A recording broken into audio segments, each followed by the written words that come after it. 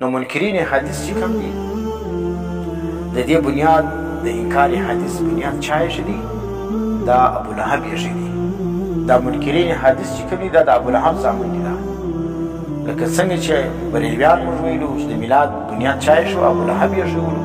دا بریلویان د هغه اولاد په میلاد کې دا رقم په انکار حدیث کې دغه منکرین حدیث اولاد چا دي؟ دا د ابو لهب دي. ځکه نبی علیه السلام څه وخت نبوت دعوه وکړه نو دغه ابو لهب چې کوم دی د نبی علیه السلام په ډبون ویشتلی ولو او نبی علیه السلام شاته به لګیا و، خلک په ګریانو کې به لګیا ول او خلکو ته به دا اعلان کوي چې د دغه سړي خبره مه منئ، د دې سړي خبرې مه اورئ. نو د نبي خبرې چې دي دا په حدیث دي. نو د نبي د خبرو څخه منع کوونکي اول څوک ولو؟ ابو لهب ولو.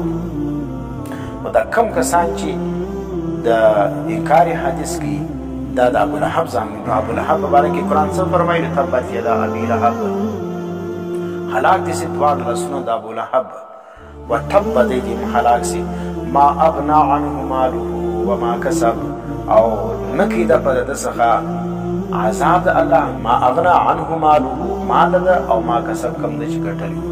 او دویم د انکار حدیث چا کړی؟ د ابو جهل کړی چې د اسلام غټ دشمن و.